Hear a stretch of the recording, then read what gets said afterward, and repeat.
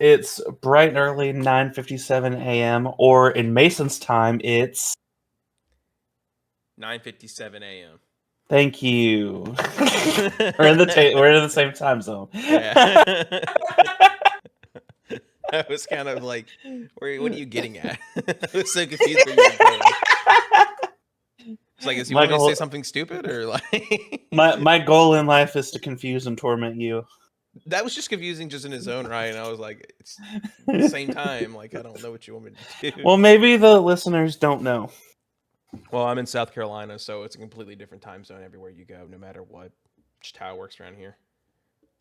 It could be like British Standard Time right now if it needs to be, just for the fuck of it. I mean, I'm not making it up.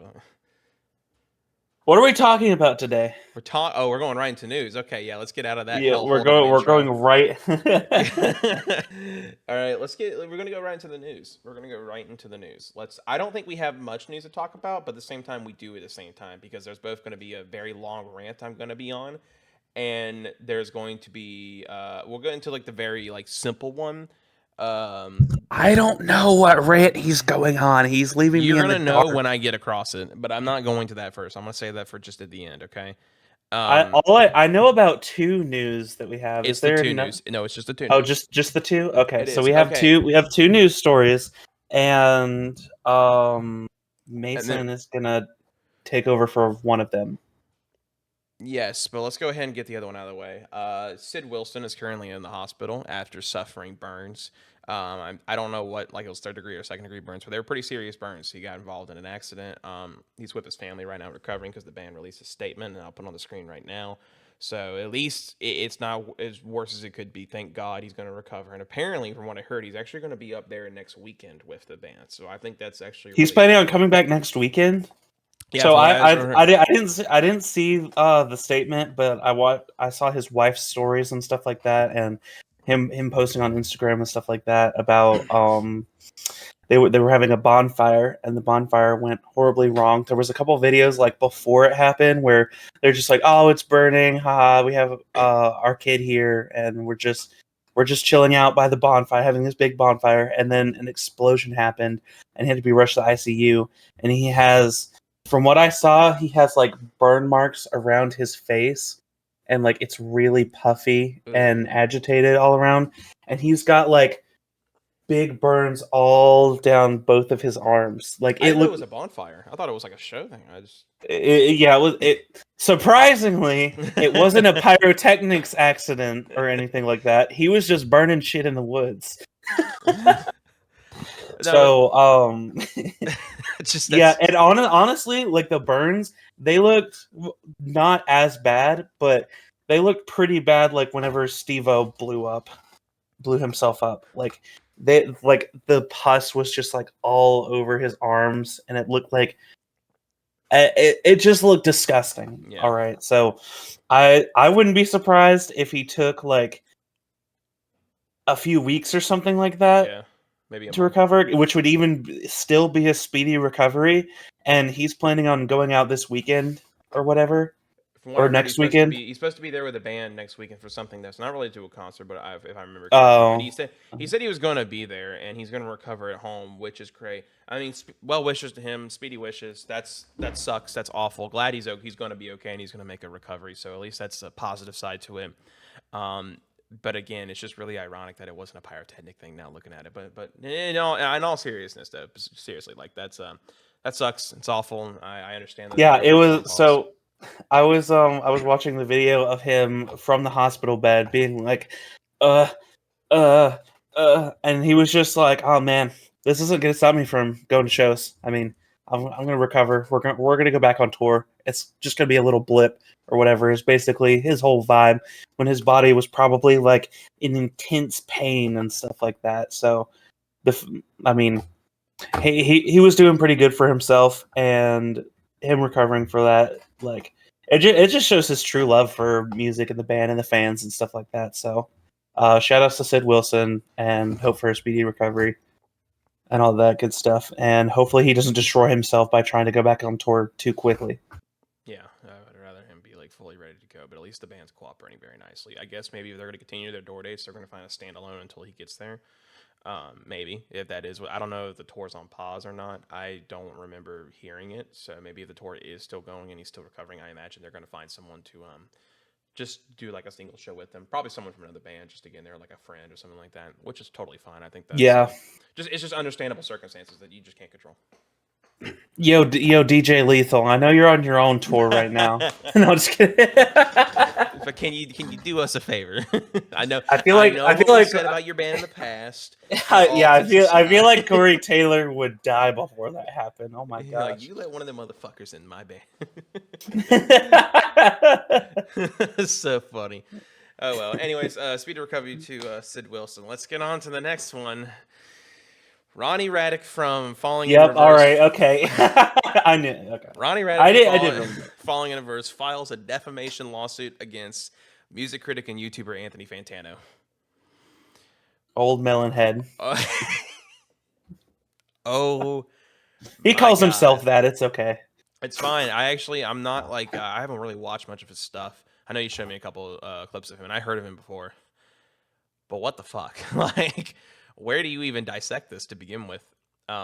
So from what I understand, I haven't like read up on this extensively. I've seen a couple of like, oh, he's getting sued, kind of stuff, and he posted a video titled something along the lines of like, I don't like this guy, or like, this guy sucks. It was from last year. Like that. It was from like March of last year. It was from last year? It was a video from last year, I remember. It does take some time to get legalities like straightened out and stuff like that. Yeah, it was so 2023. like so I get it if it was like last year. It's not like in the course of law, it would probably take that amount of time to get a suit like this put together. But honestly, like the suit is reminiscent of some of the older like YouTube allegations that we've seen come out, and like, I mean, it's a defamation lawsuit. Ronnie is basically saying, hey, in this video he was damaging my character and damaging my reputation by saying all of these false claims that he shouldn't have been saying, and I mean, we still don't know if the claims are true or not as of this point in time. Well, and like I said, I'm very, very like, I don't know what I'm talking about, really. Actually, on this. Okay, you read it? Okay. I did. Let him talk about it, and I take no responsibility at all. Okay. All right, then. I guess I'll take it. So go ahead. Take the floor. I am. So Ronnie did release a statement on Twitter. It says, yeah, you should be allowed to say what you want and also not call people rapists or repeat insanely false, damning, traumatic shit. Unacceptable, stand up for yourself. So I never watched the video. I don't know what he said. And I'll play middleman on this one. If he did go out there to call him a racist in this video, and after this, I'll probably go back and watch it. If he does actually say that, call Ronnie a racist, I feel like there might be some ground to stand on in regards to that. I don't think you should go around calling people rapists unless that is a true allegation, a legitimately true allegation. If it's a false allegation and you just go ahead off the bat and call them something like that, I think that's really shitty. And I think that's bad to do, because then everyone else is going to start believing it, that this guy is a rapist, if any of these things are not true or true. But if it is true, and like I said, I haven't like caught up on it, if he happened to be one as well, and if he does say that, I feel like that's okay to say, because then therefore he would be a rapist. And like if a crime he did commit, then I think that's fair, because you committed something and that's what you're going to be labeled as, because that's what you are. I feel like if you don't have any sort of legitimacy behind those statements, making claims like that is super dangerous, and it's really unacceptable to do. It just, generally speaking, across the board, like, you don't go around calling people names and stuff that could damage someone's career if you don't have any evidence to back it up as it is. But like I said, I'm new to this. If this is an allegation in its own right, it's an allegation. It needs to be proven true before you can. And if it is proven true, then that's fine. You can call them that. If it's not, I don't think you need to be going around saying things right off the bat. You can address them, but I wouldn't go around calling people names like that. That's a pretty serious offense. But filing a fucking lawsuit over it, I don't know would have been the correct response, in my opinion. I get defamation lawsuits. I get why they're there, and I get why people do them. And I think for something as serious as that, yeah, sure. But for Ronnie's case, I feel like just addressing it just normally, or making a video on it and saying about it and calling him out on that and just saying, don't do that again. Like, I'm not this, rather than just go through the legal court system for a video that was last year. I feel like that makes a bad look on you and the band from like a marketing standpoint. Like, I just think it's going to make you guys look like you're out for one thing, for money, just to get out of it. And I don't think that's a good image. I think you can address these allegations without having to resort to the court of law, unless it gets super bad and it's like progressively getting worse and you make a statement as to why. Like I said, he did talk about it. I get it. And I haven't seen the video as much as it is, but I'm like trying to play two sides here, because I can understand Anthony's point. If there is things that he can talk about, he absolutely can. I mean, it's like you can't suppress someone's willing to speak, but if you are throwing stuff around that, you got to be careful around it. And especially if it's something that you can freely just say because you think it or it is true and you have the right to. But if you're going off the back of an allegation, if that is a serious allegation too, like, that needs to be addressed. But if it was settled out of court or something like that happened, and if it just was proven to be not guilty, then yeah, you can't really go around calling people that. That's just very unsafe. Now I would like to say that he, like I said before, he is doing him for something that happened last year, but the court system takes a very long time. So a year's worth of relevancy it's still relevant in the terms of the court. Like, that short of amount of a time in and it wasn't even I guess it'd be about 11 months if it was September, right? I mean, when the original video was just posted, says 2023. So I mean, but it could have been. Oh, okay. Sometime last year. Anyways, that part is not the part that I'm concerned about. What I am concerned about is that it's going to be very hard for Ronnie to even win this case, even if he's like, okay, these were unbased claims that he were making.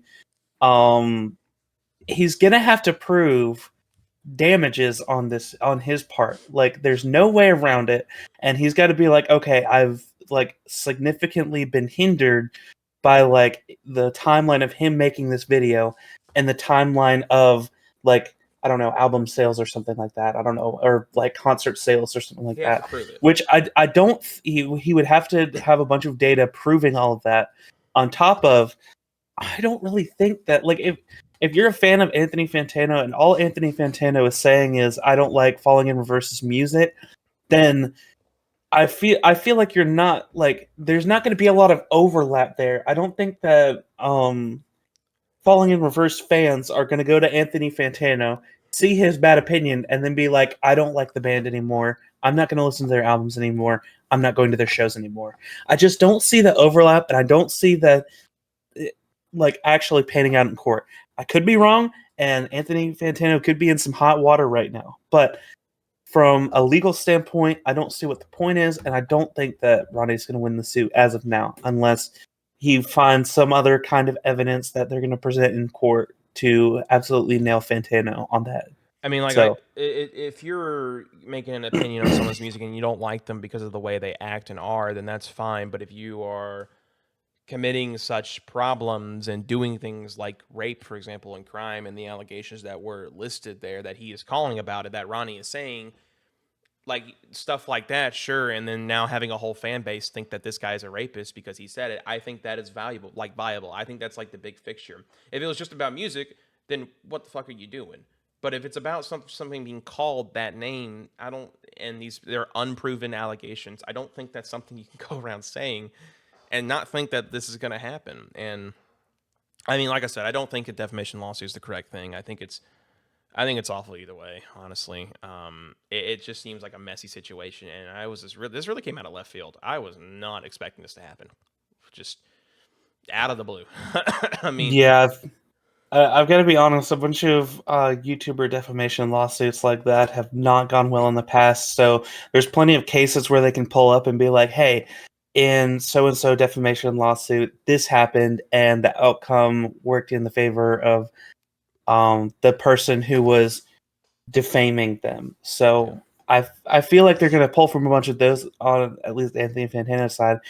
If this doesn't get thrown out, which I think there might be like a good case to throw this out. I'm not going to lie. Yeah. But if they don't and they keep it, I feel like it's just stacked in Fantano's favor. So I don't know where this is going. It could be. It absolutely could be. But I think it can go both ways depending on what has been said in the video. And I really wish I watched the video before we did this, because then I would get a clear understanding of it and probably a better opinion of it. But until I find out what the court, like the legal court systems are and what happened, then yeah, I probably wouldn't be able to give much of any kind of leniency on that one, which is fine. Yeah. But hey, hopefully everything gets resolved. I hope both parties can move on after all this and go their own separate ways. And for God's sakes, can Ronnie just stay out of drama for like 5 seconds? I don't know much about his other drama. Can you give me a brief synopsis rundown of one or more things he's done? Ronnie. All right, let's get to the album review. I think it's not like other than like allegations that was done like that. I think it's more on the base of like his ego, which I think you can, but I'm not saying ego is bad or anything. I think there's an instance of too much ego, but from what I've seen and heard, I mean, just from like the general public eye, people who aren't following Reverse fans, and that was just, I see where my rants belong now. Eating away on the job. Continue. I don't know much about any other instances allegations. I just know that from word of mouth and what he said, from what I've seen, just from like the general like music or like the his place in the band as the front man who might be getting maybe more attention than it is. And I'm afraid I need to watch what I say before I get hit with a defamation lawsuit. I don't really know much about it. Like I said, I think it's just a bad look to do just a lawsuit like that from what I've seen, and all the stuff that I heard that was supposedly good isn't good. From what I heard, I'm not a fan of the band. I like one song from them, and that's about it. And I don't know. I really don't know. I'd be very optimistic. I mean, I am optimistic, so I'm not out here to say I'm not okay with listening to things or like looking more into it, because I could be completely wrong. But let's move on to the review. Let's move on to my gosh, let's review Rosenrot. Rosenrot. Yo, Rosenrot by Rob. It looks like a ship that crashed in the Arctic. It's like the Titanic. It looks like the Titanic. No, it doesn't. No, it doesn't. It's a big ship crashing into an iceberg. It looks like a cargo ship or a warship that just happened to be stuck. And it doesn't even look like it's crashed. It looks like it's just kind of planted there in the middle. No, it looks like it's crashing like currently. In the middle of that tundra. I don't know if ships can go through that thick of ice, man. I'm just being honest.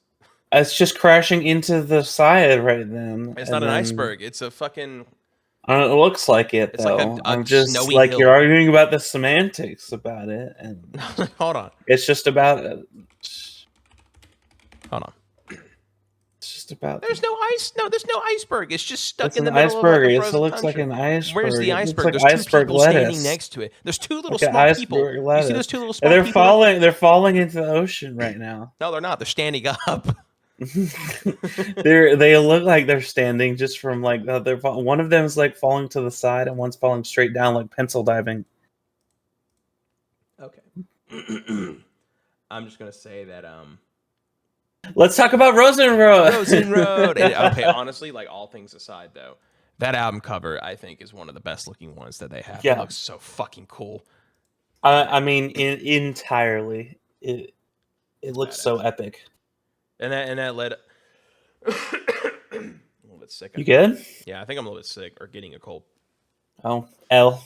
Yeah, I'm getting a ratio. Mind tile. It is mind tile. It is mine. Yeah, it's mind tile. It's mine. It's mine. Mine. We're here reviewing the 5th album of Rammstein, Rosenrot, the ship album. Because I don't know what else to call it other than the Arctic Ship album. What does Rosenrot mean in German? Rosenrot means rose red. Rosenrot. It means rose red. Rosenrot, blood. Well, the cover doesn't really look that red. No, it doesn't. I don't know why they said rose red. I mean, I'll figure it out later. I will know what that means. I think overall theme of the album feels more of like a slowed down version and more melodramatic, calmer yet different type of vibe from Rise. Like it's like Rise is more intense. This one doesn't feel as intense, and I think that's really nice. I think that this plays in its favor, like of how more slow down everything is and how much more melodic everything is, and it's really interesting because I think this is one of the most creative albums from Rammstein, genuinely from across their whole discography. Like I think you don't get as creative and different in all their albums than this one right here, because it's just so different and it's just so calmer, but in like a nice way, but it still keeps that intensity and that Rammstein feel. And I think that I think that it plays in this album's favor and separates it from the rest, while this being one of the most underrated albums, because I don't think a lot of people come back to it, because there are songs on here that weren't as popular from the other past 4 albums, and I think that's fine.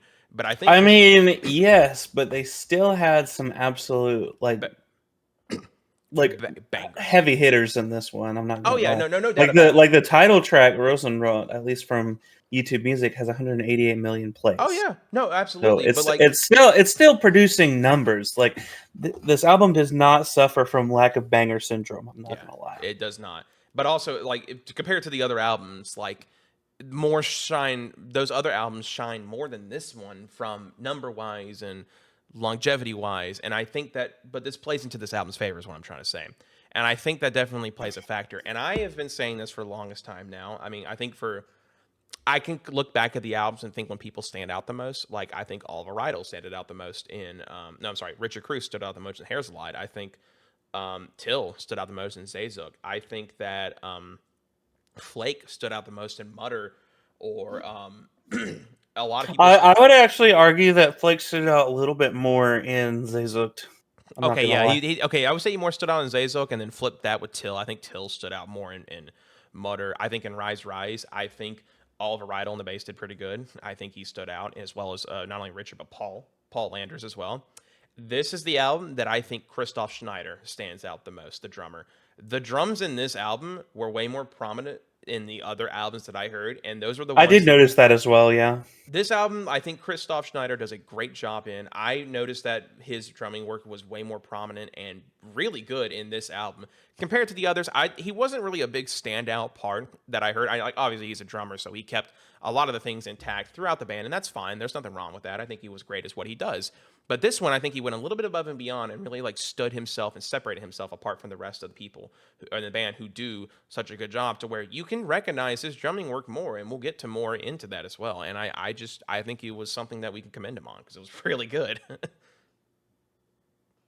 Yes, I agree. Thank you, Wes. Moving on. Yeah. Rosenrot means rose red. I don't know why. We will figure that out in a minute. Should we go ahead and start? You got anything to say about this album? I definitely did notice that this album was a little bit toned down, and I feel like in areas of this album it really makes it shine. But overall, I do think this is a little bit weaker than the past few albums. It doesn't mean I think it's a bad album, but going from Mutter and Rise to Rosenrot, it was just a little bit of a step down in quality wise for me, at least. But like I said, that doesn't mean I don't think that there's bangers on this album. I think there are some moments that shine through on this album, but I noticed a slight decline, which you also did, but you're also going to be mad at me just because I said something bad about Rammstein. Nah. So. All right, hold on. I think there's a point that you made that I understand. I agree, but honestly, I mean, you said it yourself. There was it's a little less fast. It's a little bit more moody in areas. I actually really like that a lot. And honestly, this whole album from top to bottom, I really enjoy. I'm sorry. Top to bottom. From top to bottom. I'm sorry. There's not a lot of songs in here I hate. I think the organization of it is great. I think the sound and the differences is great. While it's still being toned down, I genuinely like almost every song on this album because of the way it's paced. But for me, there's a couple songs I would go back to listen to on their own, but if I'm going to listen to this, I'm probably going to listen to the whole album again, because it's just a really nice flow that I enjoy. There are songs that I come back here just to listen to in their own right, but honestly, I like listening to the whole thing from top to bottom. I think it's a really good album in that right. Yes, I agree. Oh, man. All right. Let's get into it. Let's get into the All right, hold on. We're going to get into benzene. Benzene, which means gasoline. Benzene. Oh. Yeah. The song's energetic and aggressive track. Talks Around here, we call that petrol. Petrol. The whole song's actually about gasoline and dangers of modern society. Really? Fuel and potential. No, literally, it's just all gasoline. It's not like a title that's about something else. No, it's just about gasoline. It symbolizes dangers of modern society's addiction to fuel and potential of violence, fire, and destruction. When I said that Christoph Schneider stood out the most, this is how I first got a glimpse into that. Because the drumming opening to this part kicks so much ass. I've got to say, I really like the more like moody intro, and then there's also Flake. There's also Flake behind the scenes, and then it just goes in with the guitars. And I really like the atmosphere that this song creates for the album whenever it starts. But that being said, I think this track is a little bit weaker for Till Lindeman's vocals. There's just something about the chorus that I don't know. I don't prefer as much as some of his other vocals, and I know that was one of my like original criticism of the band. And I think I've got around to liking Till Lindeman's vocals a little bit more than I have in the past, especially more so on some of the more emotional tracks that the band's discography has provided. But there's something about the chorus that I can't vibe with. It sounds a little too try-hardy, don't you think? Maybe in some parts, but I think like the part where he goes Benzie and he like lays that in, I really like that. And I feel like just from like imagining it from a standpoint when I'm listening to the album, and, you know, that ship that's in the cover, it feels like this song is like the drumming leading up to the moment that ship crashed to like the side of the fucking like that whole stretch of ice. I don't know. It feels really badass. I think it's a badass, kick-ass way to start the opener of this album. For sure. I like it. I just prefer it more musically than vocally. Okay, I can understand that then. Those are the things that I appreciate more about. I can understand that. I can get it. Next one, Man gegen Man, which means man against man. Wow, I was not expecting that. I have like a list up the side of what the song means. I just was not. What was it talking about? The song addresses themes of homosexuality and homophobia. It portrays the struggles and inner conflict of a man dealing with his sexual identity in a world that is often intolerable and hostile. I just wasn't expecting that. Like, I just was like, I thought it was like man, like fighting against each other, but like, no. It's just, well, I mean, I guess there's a sense of that.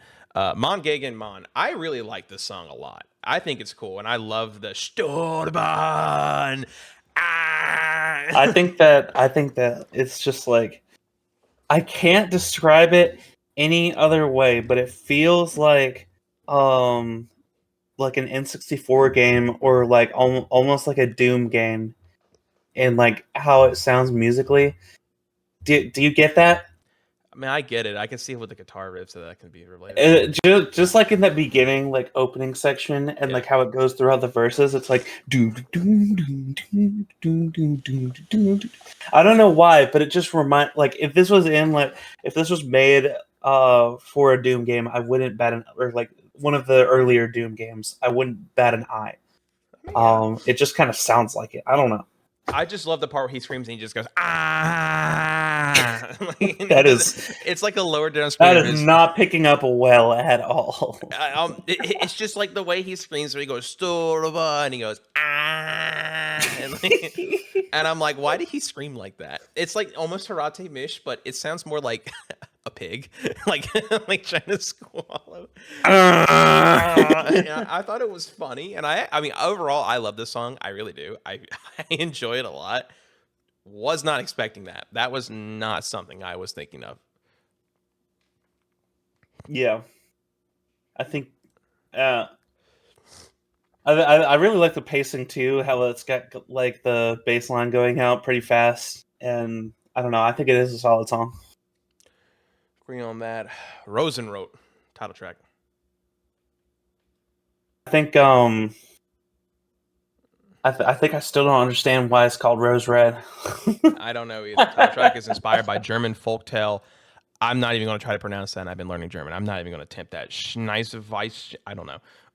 Snow White and Rose Red. The song tells the story of a girl who disobeys her parents, resulting in tragic consequences. It explores themes of innocence, desire, and consequences of choice.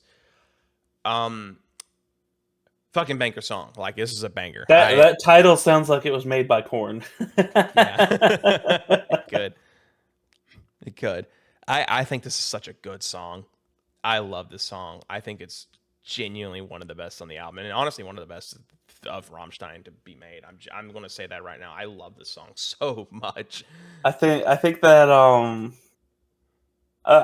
they do this slow burn very well. Like, it's kind of a slow burny type song, just in the fact that like the pacing is a little bit slower than normal, but it also has like that build that you'll see in songs like On a Dish, but a little bit faster than On a Dish. I think it works very well. Oh yeah, this is a very good song. I think it's really nice because I was expecting more of a hardcore one from the title track. No, it's really like, but it's like steady. It's like a steady pace that makes you feel really nice about listening to it too. And I think that's what drives me to the song the most.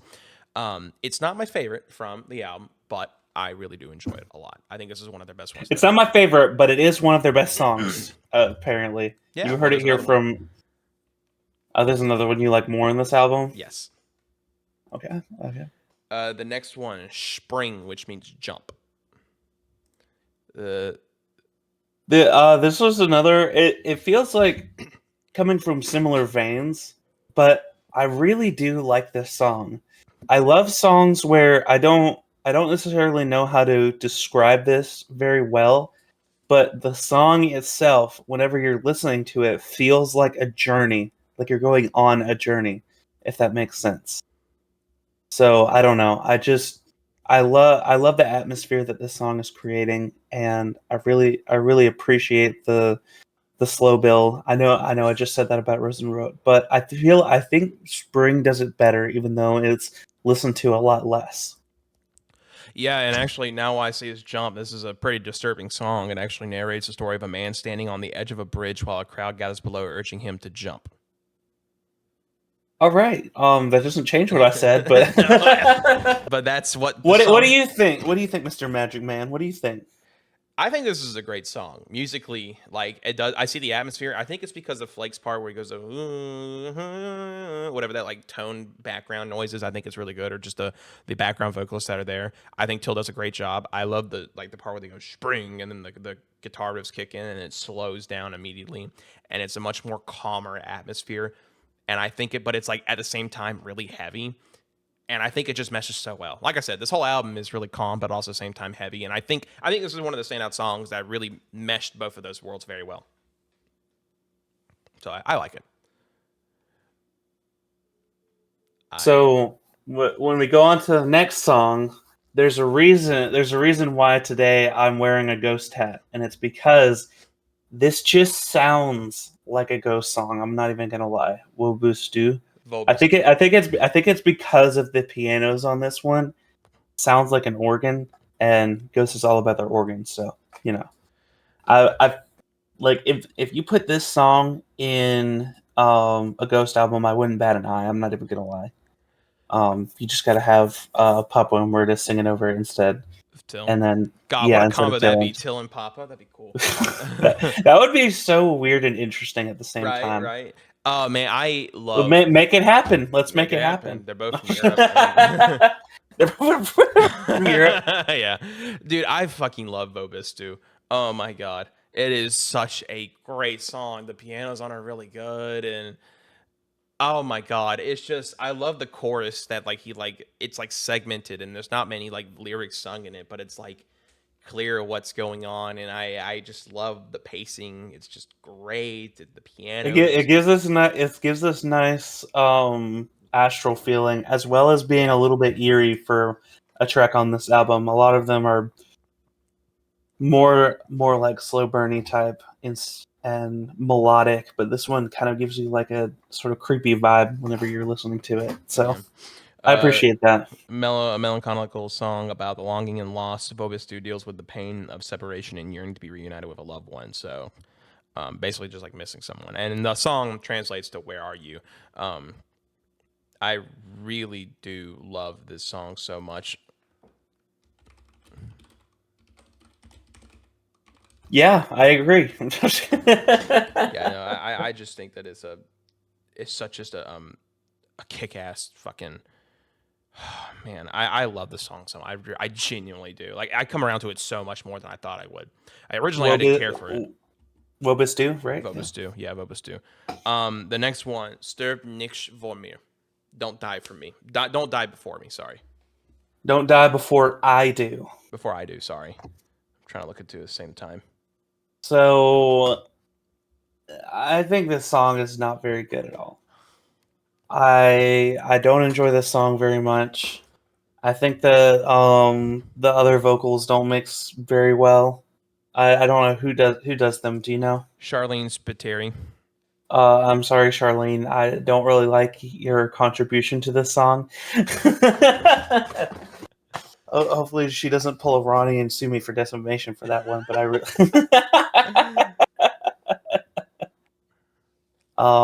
yeah, I'm not much of a fan of this song, and I probably won't be playing it much, if at all. Man, I really love this song. Really? Why? Yes, I do. Tell me why.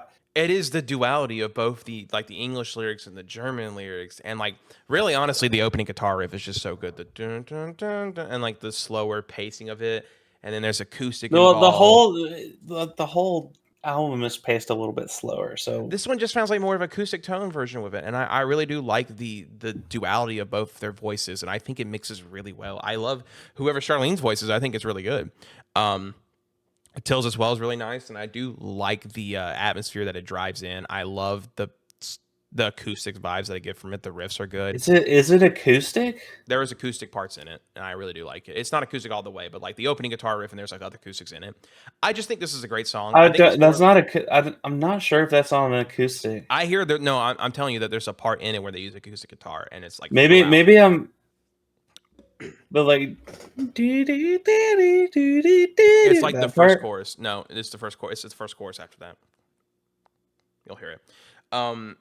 As a duet featuring American singer Charlene Spiteri. Okay, I hear it now. This song deals with the fear of losing a loved one. I mean, I like the song. I know it's about fear of losing a loved one, but for me, I thought it was like a love song at first because it's two people. Like then, like I like how she's translating the lyrics to like. Well, not like for us, she's translating the lyrics for him, and I just like the using both of them, and especially I think she has a great voice. Honestly, never heard her before, but I do like how they go. And the next one, Zerstoren. I think it's Zerstoren means destroy.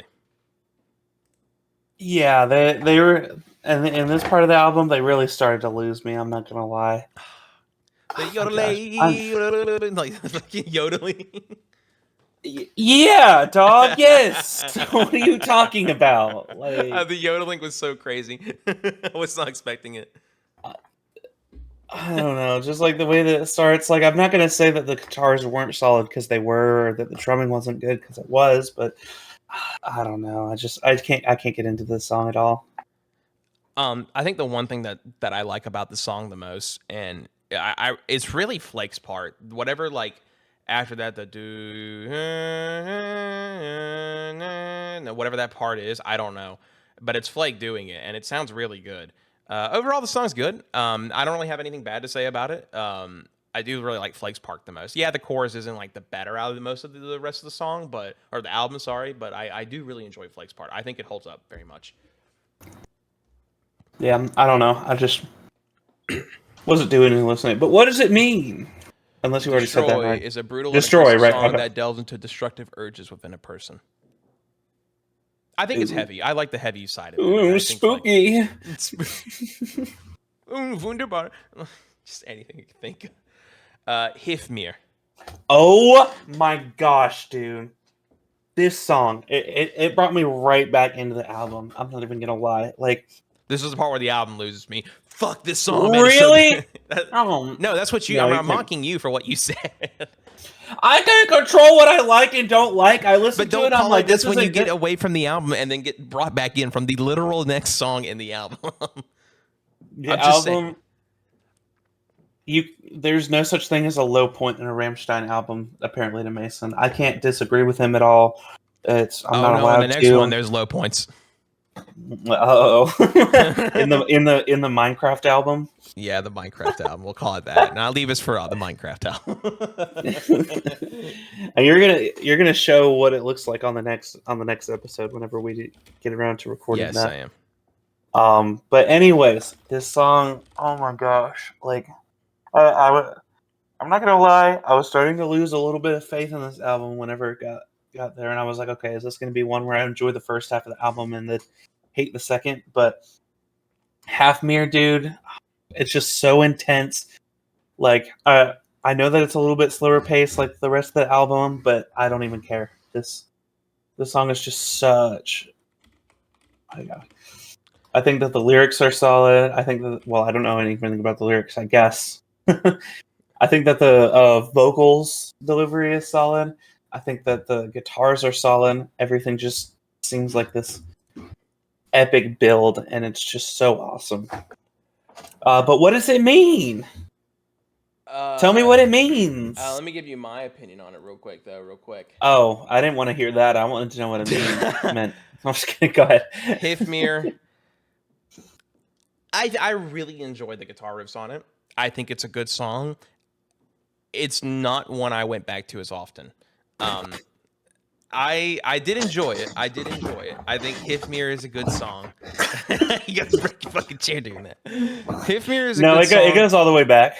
But can you do this? Hifmir, but can you do that? Can your chair do this? Do this? Oh my gosh! It can. Almost just fell over. My chair can do that. So. Hifmir is a really good song. I do like it. I think the guitars are heavy on it. It's just I prefer the other songs on this album more than that, but I do think it holds up for what it is, and I think it's a great place. You prefer Storin? Yes. That hurts me. Okay. This track is based on the short story of The Black Spider by Jeremiah's Goff Health. It tells the story of a child who is left alone and ends up starting a fire out of curiosity. The song explores themes of innocent guilt and the need for guidance. Corn. Anyways. Yeah. No, I think it's a good song. I'm okay with it. Oh, boy, the next one.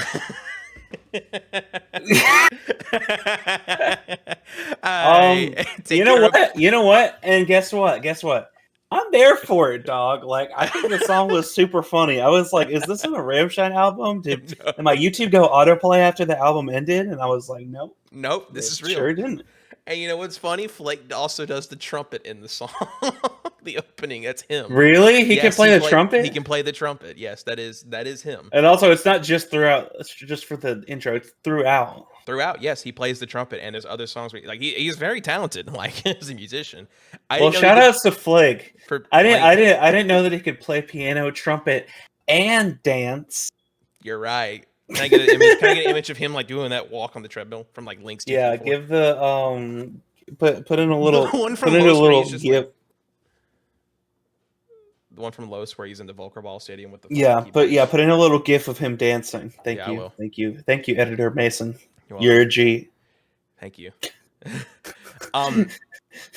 Dog, this is the most wildest song from all of Rammstein. This is quiero puta. It is so out of the blue. Like, I know it's, but I love it. It is amazing. Like I said, I'm there for it. It is an amazing fucking stupid song. I love it. It's just awesome to hear. It's like, oh, this German metal band now plays a fully Spanish song, or like Espanol song, and I thought this was really crazy just to hear it. I first heard it, I was like, what? Like, this is not what I'm used to. Like, this is the most standout song on any album up to this point. And I'm all here for it. It is such a fucking awesome song in all the best ways possible. Yeah, honestly, like, like I said, I'm there for it. It is. It means I want you, whore. All right. In Spanish, the song is an exuberant, explicit celebration of lust and sexual desire. Really? No worries. But the only time they have played this is in their South American tour. They haven't played any time else. Oh, man. And it was their last song that they did on the album. But I really want to see it live. I really do. I would love to fucking see this song live. I'll do anything. Yeah, this and Los, come on. Yeah, really. Bring them back. Bring them back, please. I want to see that on the live tour. Yeah, this song's fucking cool. All right, next one. Fire und Wasser, Fire and Water. Oh my gosh, this song, dude. This song is so amazing. I think it's so underrated. It's just it's just beautiful. I'm not even gonna lie. It is a very good song. This video gives me I don't almost like a feeling of nostalgia. I don't know why, but it just does. I really enjoy the song. I think the riffs are awesome. I think that this is another Journey like song, and honestly, like I think it's one of the best of the album. I like it. I really do. Love the bass in this, by the way. Love the bass. I like the very like melodic version that like picks up into the hardcore like Rammstein industrial metal sound that we hear and know. And I think it's a great combination. Really do like Till's voice on here. I got nothing bad to say about this. That being said, This song is a metaphorical exploration of unrequited love, comparing the burning passion of one person to fire and the cool indifference of the other one of water. You want to flip this? Oh no, I disagree with you. yes, yes, this I would have been disagree. such a better ending to the album. Then Sorry, Einleid, sorry. Then Einleid, yes. which just transfers to a song, and the song it literally is called a song, and then it basically is a reflective piece that serves as a thank you to the band's fans. And I actually think it's a great closing to the album because it's not something you go back to, but it's like almost like a closing book that it's like, hey, this album's now over. And I think it is a weird version to close it, but I like it like that. I guess I can see that. That is why I like the song "The Link" from the album "The Link" from Gojira. Because there's no words in it, but that's just like in that song it's basically just like it has like birds chirping in like a forest or something like that at the end of it That's for like a Dawn. minute or Dawn. Oh yeah, Yeah, it's Dawn. Dawn. You're right. But it's in The Link. That's what I was thinking of. But Dawn, and I just really enjoy that part, and so if that is the meaning for it, you know what, I can respect that, and I'll take back what I said.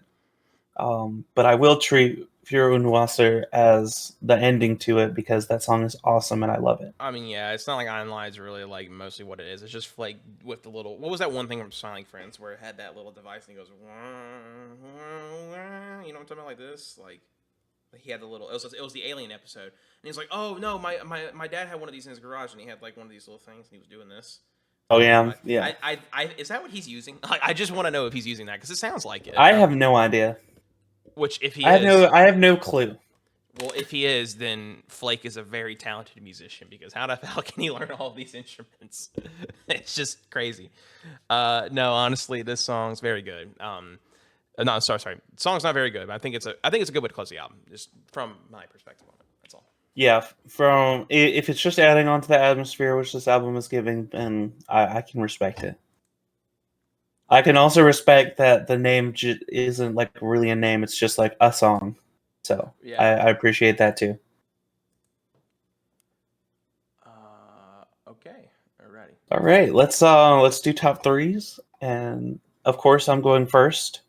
So I'm going to give an honorable mention to Te Quiero Puta because it's really funny, but I don't think I can put it in my top three. I'm not going to lie. Number three, I'm going to put as Spring. Number two, I'm going to put Für und Wasser. And number one, I'm putting Hilf mir because Hilf mir is so awesome. I do not care what you have to say. It's an awesome song. I said I hated it. I like it. I'll listen to it. Do not care what you have to say. All right, when I. Okay.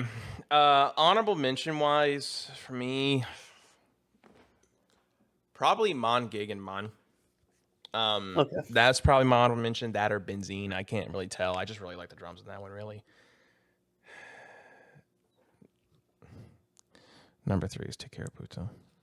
I couldn't get away from it as far as I tried. It was between that number three. I mean, I guess also I'll mention if you're going to consider an order was Stirb nicht vor mir, from my opinion, but that's just I couldn't decide between those two. But Take Care of Puto, it's a great song. Yeah, I don't care what you have to say. What? That's so mean. Anyways, my second favorite song on the album is Rosenrot. I fucking love that song so much. Space is good. Everything about that's good. Very good. And then my favorite song on this album is Vobistu. I love Vobistu. I think it's a great song. Yeah, and that's the Rosenrot album, done and in the books. And the next one, the Minecraft album, Liebesverrada. Special. The Minecraft album. Yeah, the Minecraft album. It's the special anniversary edition as well, because they have a couple songs on there that I think were on. No, there was on the special edition because they had to change the cover again, because the original cover art is them cutting up a woman and I guess about to eat her. Yeah. All right. Yeah. Anyways, I don't know. We're gonna end in. I don't know. Okay. All right. We'll see you guys later. Right. Bye. Is that the actual outro? No. No.